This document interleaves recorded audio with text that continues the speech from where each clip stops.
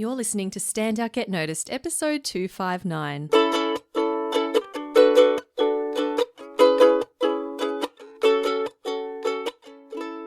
Hi there, Rockstar, and welcome back to Stand Out Get Noticed. I'm your host, Christina Canters, speaker, coach, and founder of The C Method, where I'm all about helping high-performing professionals and business leaders to build powerful communication skills.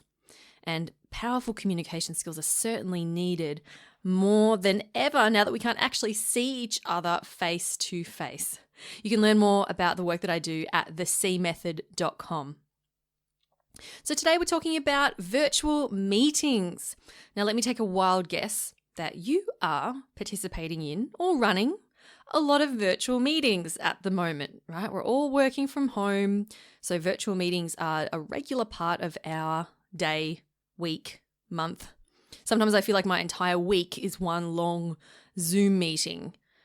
Have you been getting Zoom fatigue, perhaps? Maybe sore eyes, sore butt, sore neck? And it doesn't really help that oftentimes meetings can run over time, they can be unproductive, they can just generally be a drag. And I found a great quote from American author and columnist Dave Barry, who said, "If you had to identify, in one word, the reason why the human race has not achieved and never will achieve its full potential, that word would be meetings." Now, if you're experiencing this, you may have experienced this even when you were doing face-to-face meetings. But today, I want to challenge you to see meetings differently. So instead of just accepting them as another ho-hum part of your new normal work life, my goal for this episode is for you to walk away feeling inspired to take on your meetings with a new enthusiasm and a new energy. And I'm going to share with you some practical tips that you can implement right now, or at least in your next virtual meeting, to help you feel more confident, more prepared, and to get the most out of it. Sound good? All right, let's do it. Now, firstly, I'm going to start with a mindset shift because you know me. I believe that everything starts in the mind.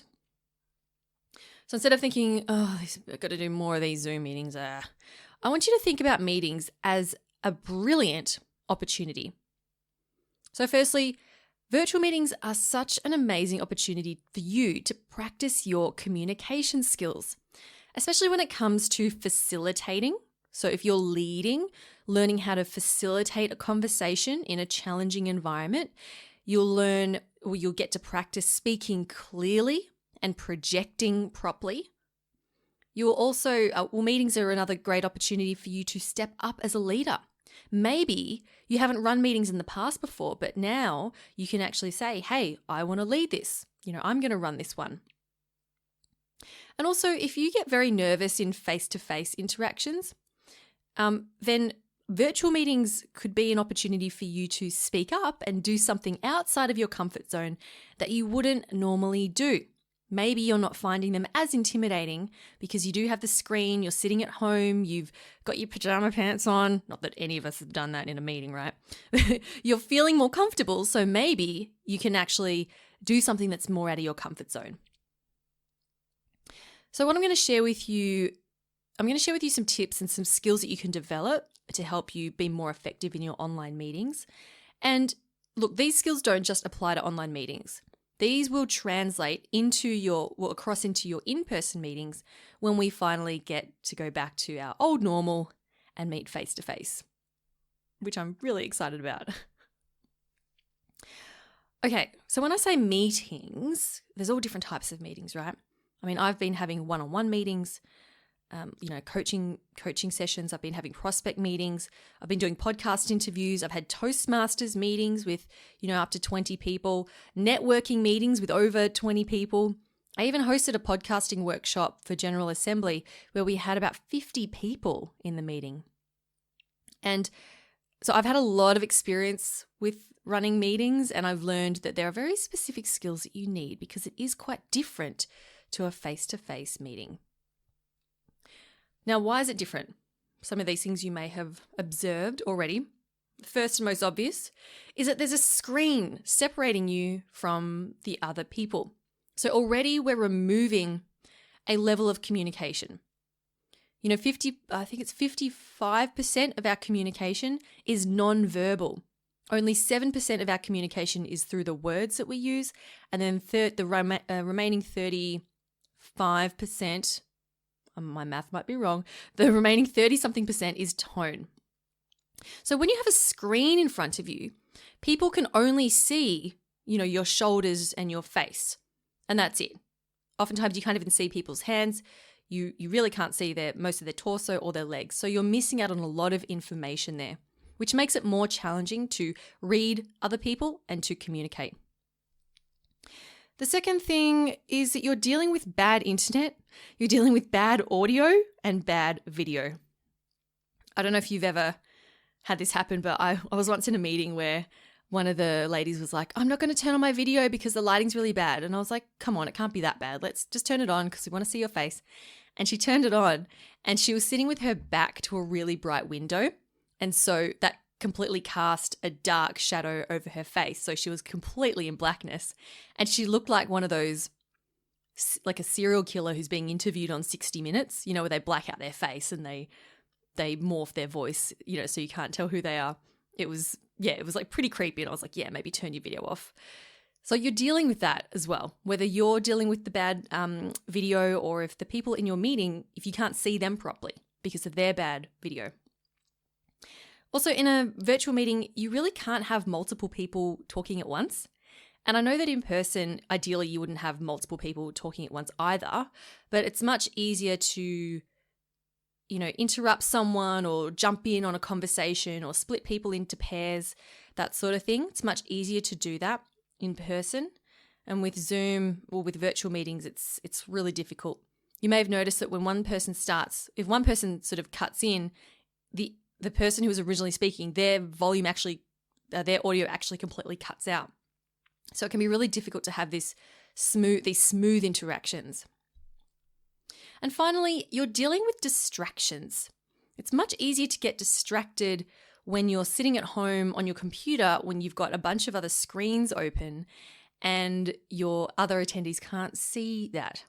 Not to mention, I've been in meetings where I've seen dogs come in and kids come in, you know, they open the door and they climb onto mum's lap and, you know, so, I mean, look, it's all part of it, but the reality is you're dealing with a lot of distractions when it's online.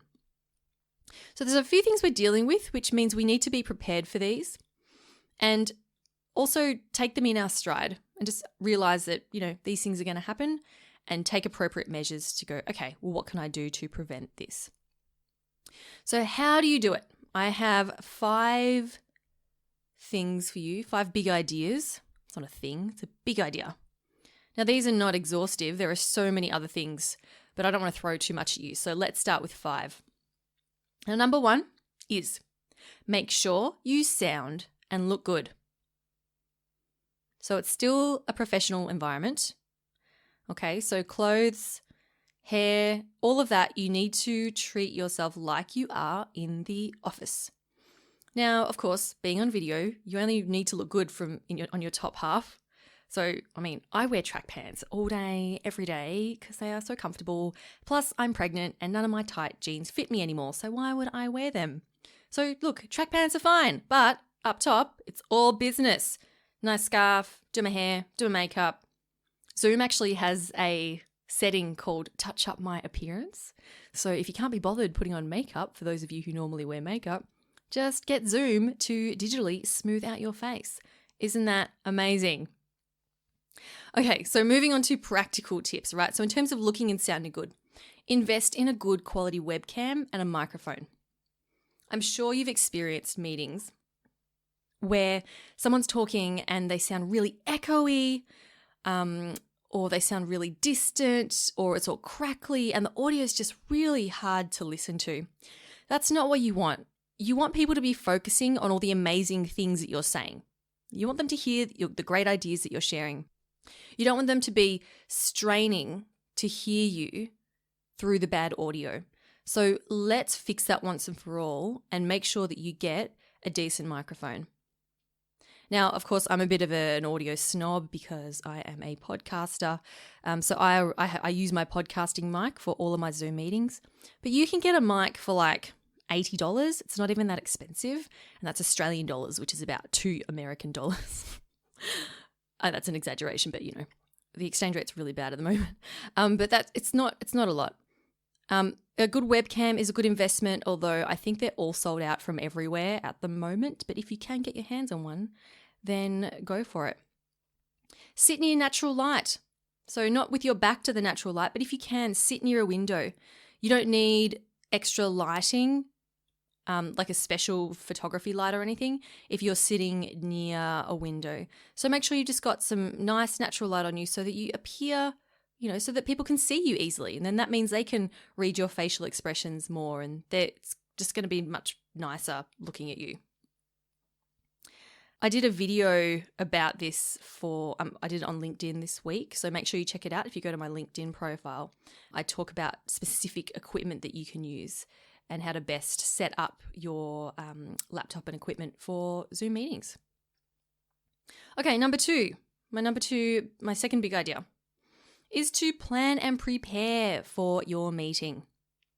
Now, if you want to feel confident and prepared going into a meeting, especially a high pressure one, maybe it's a job interview, maybe it's a client presentation, something, maybe it's a presentation, a meeting with your seniors, maybe it's a performance review. If you want to feel confident going in, you got to make sure that you plan and prepare. Now, this includes knowing who's going to be in the meeting. What are your objectives? There's a whole checklist actually, and this is so critical. I created an entire masterclass in our membership program, the C Method Academy. It is dedicated. So I've got this one mini course dedicated to helping you plan and prepare for your meetings. And I take you through a template that prompts you for each thing that you need to prepare for. So for those of you who are in the academy, we released that just recently. Make sure you jump onto that. And if you're not part of the academy, and this is something you want to nail your meetings, then come on over and join us and do the masterclass with us.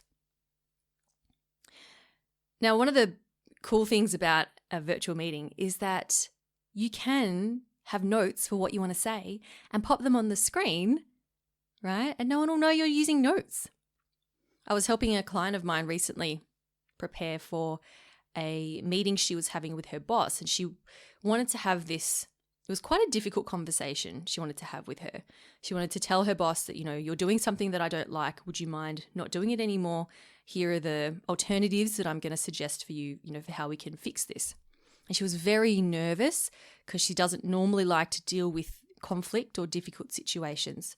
So what we did was we helped her to prepare, and she wrote down the opening statement, what she wanted to say, and she wrote down some other things such as the questions she needed to ask in order to get her to her goal. And we got her to practice over and over and over again.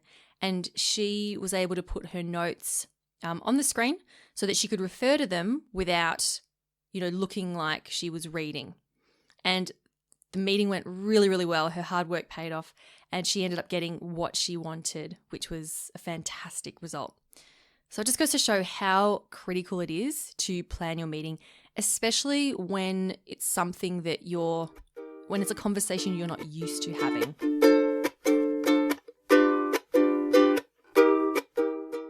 Big idea number 3 is to bring more energy than normal.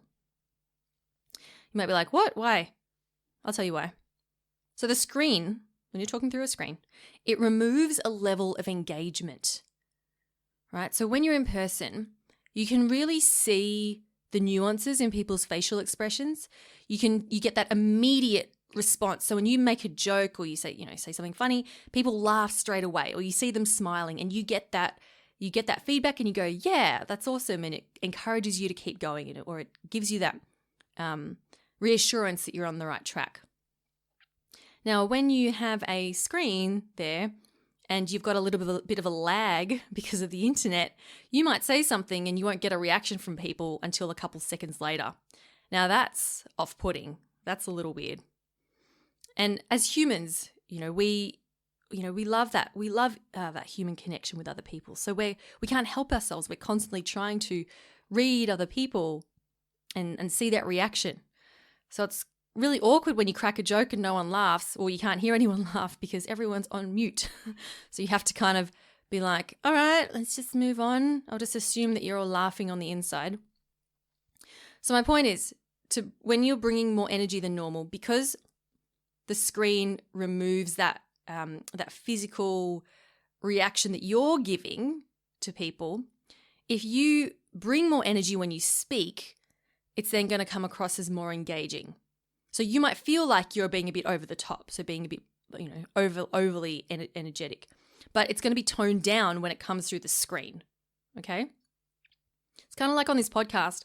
You can't see me speaking, so you can't see my facial expressions, you can't see my hand movement, but I'm actually being a bit more over the top than what I would normally be because you can't see that, because you're not getting the same visual.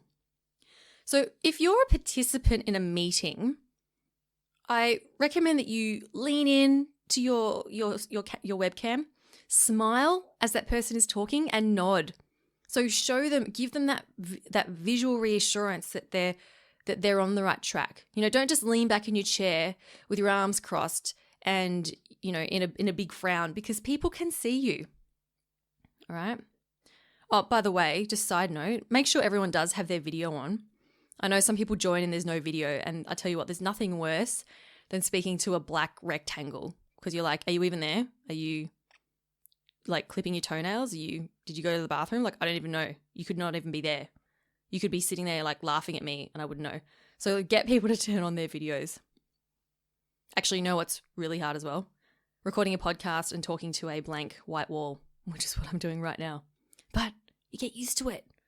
I'm pretending that I'm seeing all your smiling faces smiling back at me. Yeah, I can see you. I need to use my imagination a lot. Okay, that was big idea number 3. So bring more energy than usual. Just give it a go.